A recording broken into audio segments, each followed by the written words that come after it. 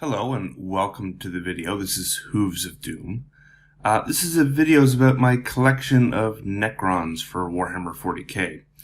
So to my mind, these are from the Szarekhan Dynasty, kind of like the main Necron political force. And it's a kind of a very simple paint scheme that is appealing to me because it's quite quick. It meant I could finish this army in a short amount of time. I could cut a few corners here and there and still achieve a decent looking force ultimately.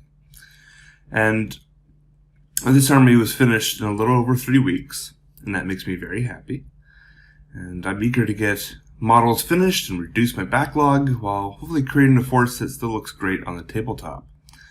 And hopefully I can get these on the table and playing in the near future. Now, I've always loved Necrons. It's a cool army that mixes kind of the Terminator aesthetic with the Tomb Kings from Warhammer Fantasy. Very much a hard as nails type of army. Some of the games I've played in the past were rather brutal. But now I have my own Necron army to torment others. So this army is 4,451 points as of 2021, and it's composed of 156 models. So it's a pretty sizable force. Plenty of room to expand and flush out as a collection, but I don't think I'm going to do a whole lot more of this army at the moment. It was a little bit of a restraint on my part to not buy a few more things right now.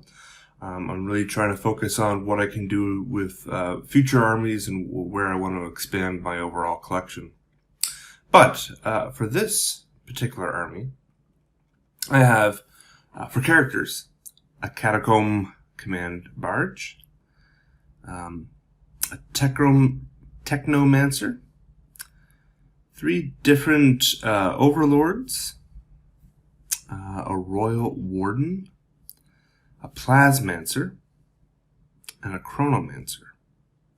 Those are also being supported by 2 Crypto Thralls. A lot of this is from like the Indomitus box set, but I have been collecting Necrons before then.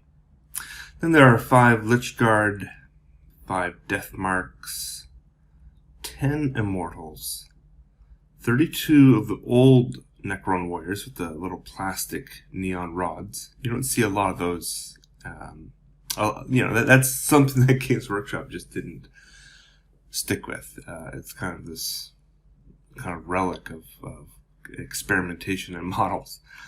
And then 40 new warriors. These are with the new Gauze Reapers. And then I have an Annihilation Barge and a Doomsday Arc. If you're keen-eyed, you might notice that the Gauze weapons are actually installed upside down. That was a mistake on my part. I realized just before I started painting, and I kind of realized that I couldn't switch them around without breaking them all off. But I honestly think it probably looks okay. It's it's probably not too glaring unless I point it out like I have.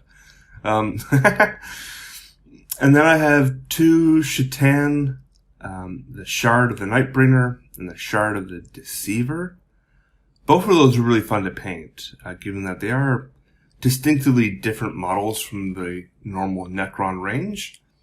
They were a challenge, but I wanted to stick with the general palette of the army, so I kind of worked some greens into there. The Nightbringer is really, the Games Workshop painting of that model is kind of like a dark blue because it really represents, the historical Reaper. And so I didn't want to do blue. And I really went with the darker side of green, to almost kind of a greenish black. And I think it worked out okay. The eyes and things like that are a real challenge to paint in that model. They're just not really that well defined. I have a Skopek Lord, 6 Skorpek Destroyers, and 2 Canopic Plasma Sights.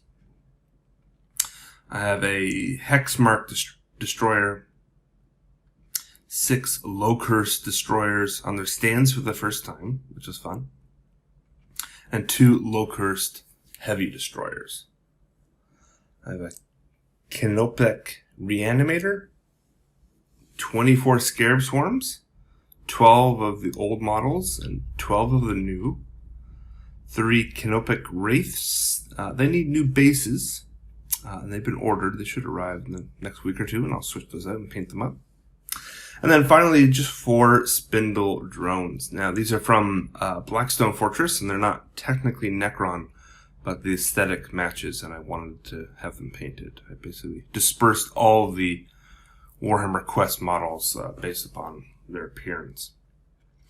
So even with a very mono-simplistic paint scheme, I think you'll agree it was kind of an achievement to have painted this within a relatively short period of time. It's quite a lot of models. I've been really working diligently in my spare time. And overall, here's my synopsis of the army. I think it can make some decent army lists. I really do kind of like a warrior-heavy list. In the future, I want more specialized units, like more Death Marks, more Lich Guard, perhaps more Mortals. Units of 5 in an army of this size just seem really underwhelming. They're just small, not too effective on their own on the battlefield. To visually supplement the infantry, I want a few more kind of large, bizarre constructs. Perhaps the Silent King to represent the dynasty. I hope to subscribe to the Imperium magazine when it's available in the US in early 2022. And that will supplement some of the areas, because that has a hefty amount of Necrons that you'll get through that subscription. I went through a lot of metallic paint and really focused on making the eyes and some of the kind of arcane technology stand out. I used the Sector Imperialis bases across my armies. I like those, but in this case, the Necrons, the metallics can be a little overwhelming, and there isn't really a lot of contrast between the two elements. You basically have a metal model and a metal base. That said, I think they turned out well. Like, I don't think it's too. I don't think they just get washed out completely. And I added a little bit of green glaze to the base to kind of draw the two together. Now, obviously a lot of greens, and especially neon greens.